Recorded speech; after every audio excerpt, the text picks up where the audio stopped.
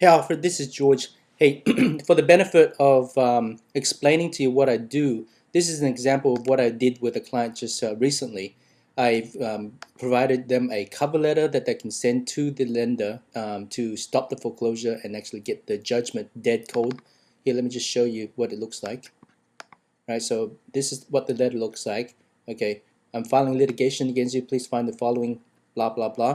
Okay, let's cut to the chase. This is a very powerful letter, basically designed to get the lender to just back off and pay our settlement costs. Okay, so I made this letter, sign. All you do is just sign it, and basically it's a settlement agreement between the parties, and the borrower agrees not to issue a press release, just go for a default judgment. Okay, the borrower won't just basically move this to trial, and Capital One, the lender, will agree to remain silent in a civil action, agree to write a check, basically pay the settlement fee, and agree not to take any further action, and agree to the terms of the default order. So this is just one of the letter that I prepare for my clients. Let me show you others. All right, there's the petition, right? And you've seen the petition online, I'm sure, but let me just go through it.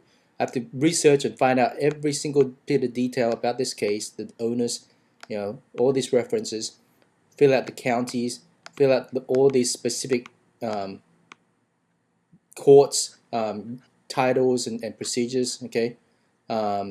Judicial notice, research who the actual parties are, who's involved in the transaction, who bought who did what, who's MERS and how they fit in. So I had to go and do all that research for this particular one client, okay?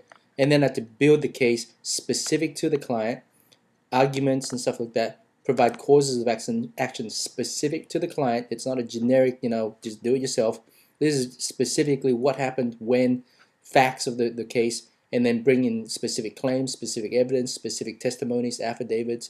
There's a lot. I mean, this probably be about 50 hours worth of work that I put into a case like this. And so that's why I charge what I do. It's not because I'm trying to rip people off. It takes an immense amount of time to do all this research and find out and write the case and the information specific to that client with their information, etc. Okay, and if, for example, in here I created request for admissions, motion to compel, memo of law for bank fraud. If they needed to get a restraining order, the motion for the restraining order, the order for the restraining order, a preliminary injunction, notices of cease and desist to the trustee, basically stopping the sale dead cold, what to do for the default judgment, all filled out specific to this client. Okay, see, specific to this client. All this is specific, hand done. Okay, and all you do is you fill in all this your specific information.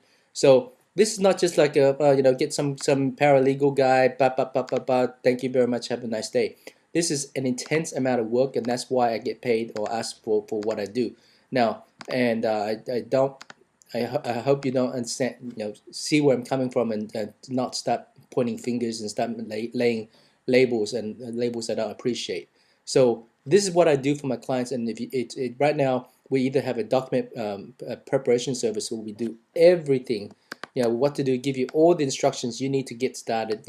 I mean, very important, just tons of instructions, right? Tons of instructions. What do you need to do? Explaining the whole scam, the whole thing. Right? As you can see, there's a lot of explanation describing what the files do, how sign this particular thing, submit this to this court, that court, etc.